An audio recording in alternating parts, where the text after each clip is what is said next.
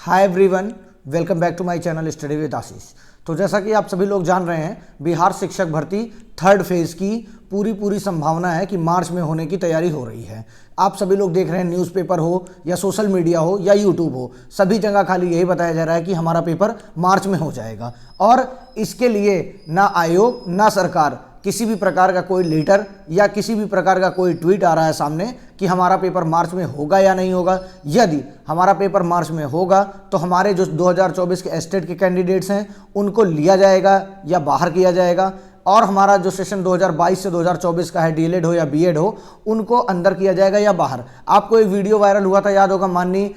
ACS के पाठक जी ने एक चीज़ कहा था कि हम 2022 से 24 वाले कैंडिडेट्स को एग्ज़ाम जल्दी कराएंगे क्योंकि हमें उनको टीआरई 3 में शामिल करना है। अब सरकार में थोड़ा बहुत परिवर्तन हुआ है जो कि आपको बताने की ज़रूरत नहीं है। इन्हीं सारी चीज़ों का आज हम इस वीडियो में सपोर्ट करेंगे और किस प्रकार से हमें स्टेट और अपीयरिंग वालों को मौका दिलाना है, और पेपर यदि मार्च में हो तो किस प्रकार से हमें अपनी तैयारी आगे जारी रखनी है, इन सब पर आज हम इस वीडियो में चर्चा करेंगे। आप अभी तक मेरे वीडियो को सब्सक्राइब नहीं किए हैं तो कर लीजिए चैनल को, वीडियो को लाइक कर लीजिए, कमेंट करके बताइए कि आपकी क्या चाहत है। जैसा कि आप सभी लोग जानते हैं कि लगभग सारे पेपरों में आज बिहार शिक्षक भर्ती थर्ड फेज़ की मार्च में होने की पूरी संभावनाएं व्यक्त की गई हैं। न्यूज़पेपर में कितनी ऑथेंटिसिटी है या नहीं है, इसकी कोई जिम्मेदारी किसी की नहीं होती है। इसलिए हम लोग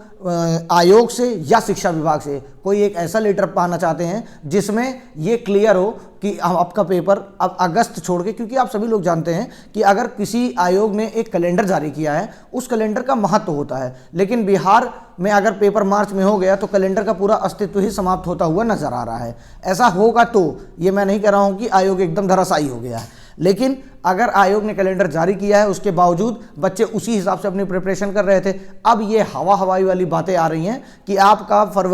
मिड फरवरी में आपका नोटिफिकेशन आ जाएगा, मार्च में आपका एग्जाम हो जाएगा। सारी चीज़ें फटाफट ये कराने के मूड में हैं, लेकिन अगर ऐसी कोई भी संभावना है, और इतना ज़्यादा सोशल मीडिया पर हलचल मची हुई है, यूट्यूब पर लगभग सभी चैनलों ने, बड़े हों या छोटे हों, सबने ये डाल दिया कि मार्च में पेपर होगा, मार्च में होगा, लेकिन अभी तक शिक्षा विभाग या आयोग, बीपीएससी आयोग ने कोई भी प्रतिक्रिया इसके पक्ष में नहीं दी है, न पक्ष में न विपक्ष में। तो हमारा सबसे पहले यह निवेदन है कि माननीय अध्यक्ष महोदय, चाहे बिहार लोक सेवा आयोग के हों या शिक्षा विभाग के हों, वो सभी लोग कोई ना कोई हम सभी कैंडिडेट्स को ये बताने का प्रयास करें किसी भी माध्यम से, चाहे वो समाचार माध्यम से या किसी न्यूज़ लेटर के माध्यम से या कोई अपने ऑफिशियल लेटर के माध्यम से या ट्विटर हैंडल से। माननीय अध्यक्ष महोदय बहुत ज़्यादा एक्टिव रहते हैं ट्विटर पे। अब उनको इसके साथ साथ ये भी मेंशन करना होगा कि जो हमारे एस्टेट 2024 के कैंडिडेट हैं, उसके साथ 2022 से 24 वालों सेशन में जो भी हैं कैंडिडेट्स, उन सभी इतने ह्यूज मात्रा में कैंडिडेट्स हैं, और उनके लिए ये एक अंतिम मौका है, क्योंकि बहुत सारे लोगों के मन में ये डाउट है कि उनकी चांसेस खत्म हो जाएंगी, अटेम्प्ट खत्म किया जा रहा है, और जो अपीयरिंग वाले हैं वो कैंडिडेट्स जब मौका ही नहीं पाएंगे तो टीआरई 1 टीआरई 2 में जितनी वैकेंट सीटें हैं, ये मान के चलिए कि टीआरई 3 में लगभग सारी भर जाएंगी। अगर सरकार ने 1 लाख सीट दिखा के खाली 90,000 पे भर्ती किया तो ये अलग बात हो जाती है। जैसा कि आप सभी लोग जान रहे हैं, टीआरई 1 और टीआरई 2 का एक आंकड़ा आपके सामने मैं बता दूं कि सीट्स कितनी आ सकती हैं आपके सामने। देखिए, टीआरई 1 में 28,000 के आसपास नियोजित शिक्षक भर्ती हुए हैं, और टीआरई 2 में 11,000 के आसपास नियोजित शिक्षकों ने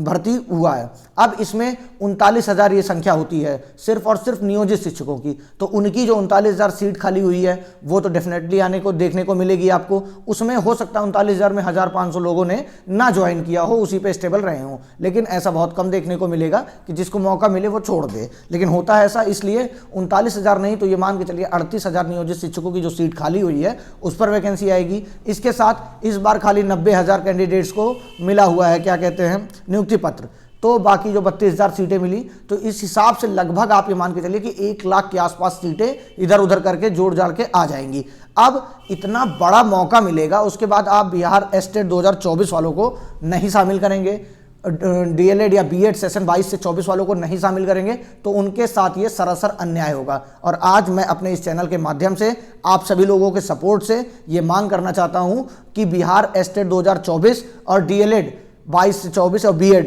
22 से 24 वालों को पूरा शामिल किया जाए। इनके ऊपर कोई डाउट ना रखा जाए। एक नोटिफिकेशन चाहे बिहार लोक सेवा आयोग की तरफ से आ जाए और चाहे कोई ऑफिशियल लेटर शिक्षा विभाग की तरफ से आ जाए कि हम मार्च में पेपर लेंगे और इसी के साथ साथ बिहार स्टेट और डीएलएड और बीएड अपीयरिंग वाले कैंडिडेट्स को भी शामिल करेंगे। नहीं शामिल करेंगे तो ये कैंडिडेट्स के साथ सरासर अन्याय हो जाएगा। इतने बड़े अधिकारी का खुलेआम बोलना कि हम आपको जरूर शामिल करेंगे, उसके बाद मुकर जाना, ये तो सीधा सीधा कैंडिडेट्स के साथ घोर अन्याय हो रहा है। इसके लिए सरकार से निवेदन है कि आप थोड़ा इस मामले को संज्ञान लीजिए और मार्च में पेपर अगर आपको कराना है तो उससे पहले कुछ चीज़ें कैंडिडेट्स को क्लियर कर दीजिए। अभी कैंडिडेट्स चिंता में ही नहीं थे कि हमारा पेपर अगस्त में होगा, वो अपनी हल्की फुल्की तैयारी कर रहे थे। लेकिन अभी यूट्यूब्स और हमारे जैसे चैनल्स, बड़े चैनल हो या छोटे चैनल हो, सभी ने यह बता दिया कि मार्च में पेपर होने के आसार हैं। और आज सारे न्यूज़पेपर्स में भी, अब वो सोर्स उनको कहाँ से मिलता है ऑथेंटिक ये पता नहीं है, लेकिन अभी तक कोई भी ऐसा ऑफिशियल डेटा नहीं आया है कि मार्च में पेपर होने की पूरी संभावना आपको दिख रही हो।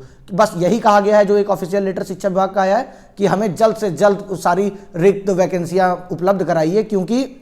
हमें टीआरई 3 में बाधा हो रही है। तो बस उसी पर आसार लगाते हुए और एक न्यूज़पेपर में आ गया सीधा कि मार्च में पेपर हो सकता है। तुरंत पूरा हवा हवाई बन गई बातें और सभी कैंडिडेट्स के अंदर उलझन हो गई। जो अपीयरिंग वाले थे और एस्टेट 2024 वाले, बाकी सीटेट का अभी हुआ है, उनको कोई चिंता ही नहीं है। अगर वो पास हो जाते हैं तो वो बिल्कुल अप्लाई कर पाएंगे और अपीयरिंग का मौका देंगे तब जुलाई वाले हो सकता है, लेकिन अगस्त में पेपर होगा नहीं। तो अब सीटेट जो हो चुका है बस उन्हीं अपीयर होंगे, लेकिन जो एस्टेट का फॉर्म भरा चुका है, थर्ड डमी आ चुकी है, एडमिट कार्ड उसकी, और उसके बाद जो डीएलएड सेशन वाले भी कैंडिडेट्स हैं उनका भी कुछ ही समय बाकी है बस उनका सेशन पूरा होने में, तो उन सभी लोग को शामिल किया जाए। हालांकि पिछली बार अपीयरिंग में करने से काफ़ी कुछ गोलमेल हुआ है, ऐसे कैंडिडेट्स नहीं सिलेक्ट हो पाए हैं जो सीटेट पास भी थे, 1-2 नंबर से पीछे थे, लेकिन ऐसा कैंडिडेट वहां चला गया जो सीटेट फेल हो गया और 1-2 नंबर ज़्यादा था, उसका लिस्ट में नाम आ गया, तो उससे भी सीटें बहुत सारी खाली हुई हैं। तो इस बार आपको लगभग 1 लाख सीट देखने को मिलेगी।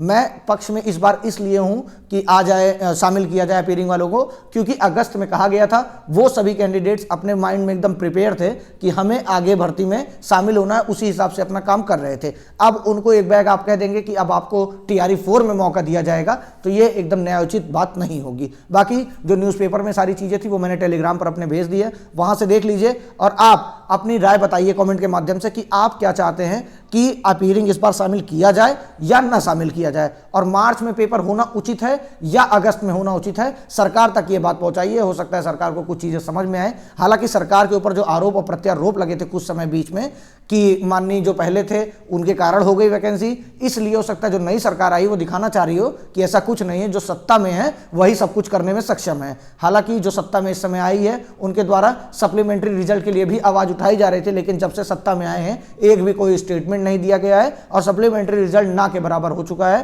टीआरई 2 का सप्लीमेंट्री रिजल्ट अब नहीं आना है। अब उसके लिए आप धरना प्रदर्शन करते हैं, कुछ भी करते हैं, तो मुझे लगता है कि सरकार किसी भी मूड में है कि अब वो सीधा सीधा नई वैकेंसी दिखाएगी और लगभग 1 लाख की मात्रा में, या हो सकता है उससे भी बड़ा प्लान करके आपके सामने वैकेंसी रखे और अपना चुनाव से पहले चुनावी हथियार चला दे। लेकिन उसका चुनावी हथियार चलाना हमारे आपके लिए बहुत बेनिफिशियरी है, क्योंकि हमें आपको जॉब चाहिए और जॉब हम पा जाएंगे, ये बहुत अच्छी चीज़ें हैं। लेकिन ये 2 चीज़ें एस्टेट 2024 और डीएलएड सेशन और बीएड सेशन 2022 से 24, इन सभी को इस बार शामिल किया जाए, ये हमारे चैनल से पूरी मांग की जाती है। और आयोग के अध्यक्ष और शिक्षा विभाग के बड़े अधिकारियों से निवेदन है कि आप एक लेटर जारी करिए कि अब पेपर मार्च में होगा या नहीं होगा, और होगा तो कौन कौन शामिल होगा, कौन कौन बाहर होगा। तो चलिए मिलते हैं नेक्स्ट वीडियो में। थैंक यू सो मच आपको वीडियो देखने के लिए अंत तक, और ऐसे ही अपना प्यार बनाए रहिए। धन्यवाद।